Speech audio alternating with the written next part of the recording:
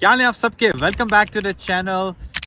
हम यहाँ इस चैनल पे बात करते हैं बिजनेस इमिग्रेशन की और इन्वेस्टमेंट्स इन कनाडा के बारे में। अगर आप इंटरेस्टेड हैं कनाडा आने में, इन्वेस्ट करने में, इमिग्रेट करने में, तो हमें लाइक, शेयर और सब्सक्राइब करें। आज की वीडियो है बेसिकली होटल्स के बारे में। मैं लिटरली होटल के पार्किंग लॉट में बना रहा हूँ ये वीडियो। ये पीछे नोवा होटल्स है और बेसिकली कनाडा के अंदर होटल्स का बिजनेस कैसा है, अच्छा बिजनेस है, नहीं है, कितनी इन्वेस्टमेंट लगती है, क्या आप होटल के बिजनेस के अंदर इमिग्रेशन कर सकते हैं या नहीं कर सकते। और मैं आपको ये भी बताऊंगा कि भाई अगर आपके पास $1 मिलियन है इन्वेस्ट करने के लिए तो आप क्या करें, अगर आपके पास $1 लाख है या तो आप क्या करें, अगर आपके पास सिर्फ $20,000 भी हैं तब भी आप होटल एंड हॉस्पिटैलिटी के इंडस्ट्री के अंदर खेल सकते हैं, एंटर हो सकते हैं। वो कैसे, let's talk about right. Okay, तो देखिए कनाडा की hotel and tourism industry is multi billion dollar industry. अभी बेसिकली ये बिल्कुल ग्रोथ के ट्रेजेक्ट्री पे, क्योंकि हमें पता है कि भाई जब से कोविड के बाद, कोविड में बड़ा इनको चैलेंज आया हुआ था। ऑलमोस्ट बहुत सारे होटल ओनर्स ने बैंकरप्सीज भी फाइल की, उन्होंने स्ट्रगल किया बिकॉज 1-1.5 साल तक ऑलमोस्ट जीरो टूरिज्म हो गई थी। बट आफ्टर कोविड के बाद जब से चीज़ें खुलना शुरू हुई, ये सेक्टर अभी बूम कर रहा है राइट। तो कनाडा के अंदर आपको जर्नली जो है ना 2 से 3 किस्म की डिफरेंट है ना मोटेल्स और है ना हॉस्पिटैलिटी के बिजनेसेस मिलेंगे राइट। एक तो बेसिकली आपको मिलता है branded hotels, we call it Sheraton, Marriott, Days Inn, Best Western. ये वेल नोन ब्रांड्स है और ये बड़ी होटल्स जर्नली बनाते हैं। ओके, फिर आपको सेकंड मिलते हैं मोटेल्स। मोटेल्स छोटी होती हैं, 20 कमरों की, 15 कमरों की, 25 कमरों की, और जर्नली वो इनक्लोज बिल्डिंग नहीं होती है, वो बेसिकली ओपन बिल्डिंग होती है। ओके, और तीसरा जो बेसिकली जो है ना इस स्पेस में आप देखते हैं, वो देखते हैं भाई आप Airbnb properties, vacation rental properties, right, those kind of businesses as well. Okay, अब अगर लेट्स से कि आपके पास $1 मिलियन है आज की दिन में और आपको कनाडा के अंदर आके होटल्स और मोटेल्स के लिए इन्वेस्ट करना है राइट, तो आप बेसिकली प्रेफरेबली कोई चलती फिरती ब्रांडेड होटल उठाएं।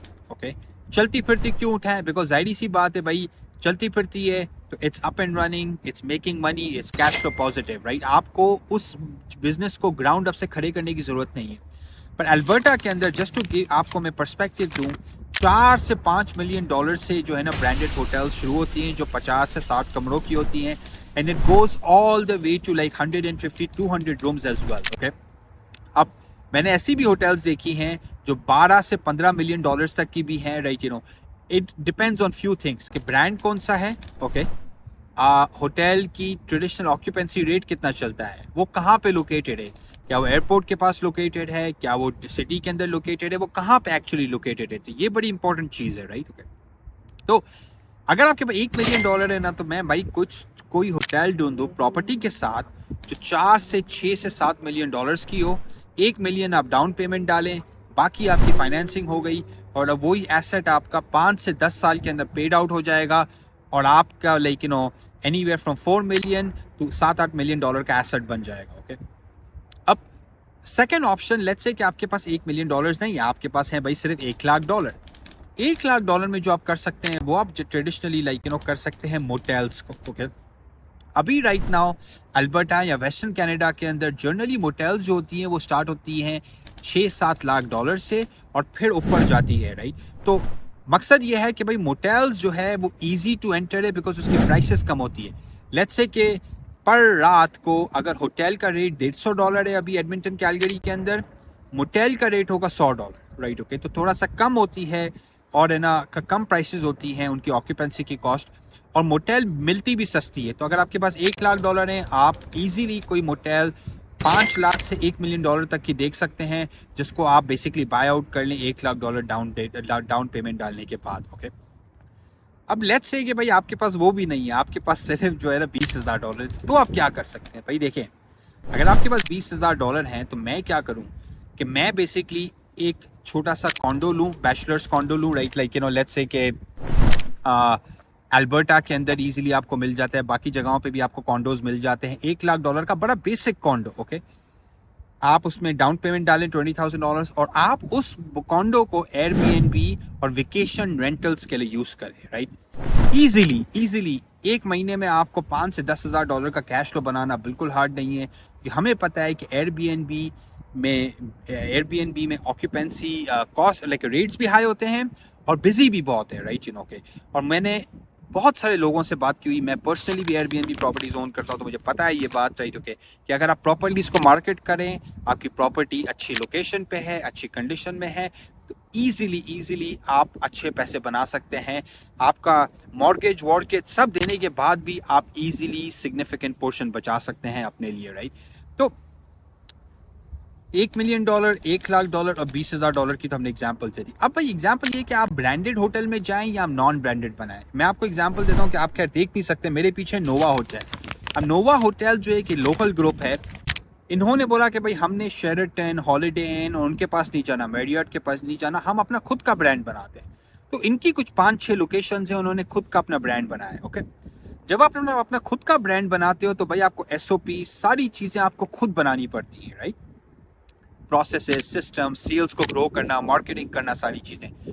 अगर आप फ्रेंचाइज लेते हैं होटल की, शेराटन लेते हैं, हॉलिडे इन लेते हैं, तो भाई आपको एक ब्रांड नेम मिलता है जो आपको सपोर्ट करता है, राइट। अब मैं हमेशा ये बोलता हूँ भाई अगर होटल की लोकेशन अच्छी है ना तो आपको ब्रांड नेम भी नहीं चाहिए, बिकॉज वो वैसे ही ऑक्यूपेंसी बिजी होगी। पर अगर होटल की लोकेशन अच्छी नहीं है तो बेहतर ये है कि आप अच्छे ब्रांड नेम के साथ हो, ताकि आप पुल इन कर सको कस्टमर्स को। एक और चीज जो होटल के बिजनेस में लोग जर्नली ओवरलुक करते हैं, और मैंने सक्सेसफुली होटल्स को ये चीज करते हुए देखी है, कि उनके पास हमेशा नीचे रेस्टोरेंट्स होते हैं और रिटेल भी होता है, ओके। मैं आपको सिंपल एग्जांपल दे दूं। मैं एक होटल ओनर को जानता हूं जो अपने सिर्फ इनसाइड उसने कन्वीनियंस स्टोर बनाया है, जिसमें वो साल की 2.5 से 3 लाख की तो सेल सिर्फ कन्वीनियंस स्टोर में करता है। तो पॉइंट इज कि भाई होटल्स के पास हमेशा नीचे जगह होती है बहुत ज्यादा, तो आप उस पर रिटेल आउटलेट्स भी खोल सकते हैं। आप रेस्टोरेंट खोलें, पब या बार खोलें या कन्वीनियंस स्टोर खोलें, राइट, ओके। वो भी आप खुद ओन करें ताकि उसका भी इनकम आप लें। भाई जगह तो आपकी ऑलरेडी है, प्रॉपर्टी तो आपकी है, राइट, ओके। आप किसी को उसे मैनेज करने के लिए देते हैं। तो ये चीज आप होटल्स और मोटेल्स में तो कर सकते हैं।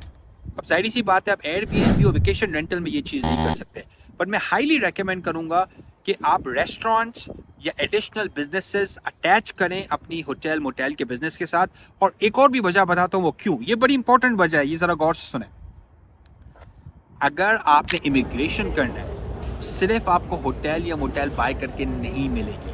It has to have a restaurant और a business attach to it. वापस से सुने ये बात, इमिग्रेशन के लिए सिर्फ आप होटल मोटेल बाय करके नहीं बैठ सकते, उसके साथ एक दुकान या कोई बिजनेस होना जरूरी है। हमने क्या देखा है, हमारे क्लाइंट्स को जो हमने बाय करके दिया है वो यही दिया है कि भाई होटल है 60 कमरों की, नीचे एक रेस्टोरेंट है और एक कन्वीनियंस स्टोर है, और that's how they got their immigration done. क्योंकि होटल्स और मोटेल्स जो होती हैं वो एंटरप्रेन्योर प्रोग्राम्स के अंदर क्वालिफाई नहीं करते, राइट, क्योंकि ये पैसिव बिजनेसेस होते हैं, राइट, ये एक्टिव बिजनेसेस नहीं होते। अब मुझे ये बात पता है कि भाई होटल की इंडस्ट्री जो है ना नेक्स्ट 3 से 5 साल तक बूम करेगी, गिवन दैट कि हमारे पास एक और कोई कोविड-19-20 नहीं आ जाए, right. But the point is कि ये इंडस्ट्री ग्रो कर रही है। हमें ये भी पता है कि भाई जेन एक्स जेन वाई है, जो यंगस्टर्स हैं, वो स्पेंड करना चाहते हैं पैसे टूरिज्म पे, एक्सपीरियंसेस के ऊपर। तो ये भी हमें पता है बात, राइट। तो point is what, point is देखें ये इंडस्ट्री ग्रो कर रही है, कनाडा के अंदर बहुत अच्छी अपॉर्चुनिटीज हैं। अगर आप इंटरेस्टेड हैं इन्वेस्टमेंट करने में, या इंटरेस्टेड आप इमिग्रेशन बिजनेस इमिग्रेशन करके फिर इन्वेस्टमेंट करने में, दोनों सिनेरियोज के अंदर हम आपको हेल्प कर सकते हैं। हमारी टीम के अंदर realtors, brokers, financing guys to accounting to RCICs and lawyers हैं, राइट। हमारा एक ग्रुप ऑफ नेटवर्क एक प्रोफेशनल्स हैं जो हम आपके साथ काम करते हैं to find you a good investment and to help you come to Canada, ताकि अब यहाँ पे आके सेटल हो सकें, कंपनी के साथ कारोबार कर सकें, इन्वेस्टमेंट्स कर सकें, और अपने फैमिली को, खानदान को, अपनी वेल्थ को ग्रो कर सकें, राइट। लाइक, शेयर और सब्सक्राइब करें। कोई भी क्वेश्चन हो तो हमें रीच आउट करें, will be happy to answer. ख्याल रखें अपना, टेक केयर, बाय बाय।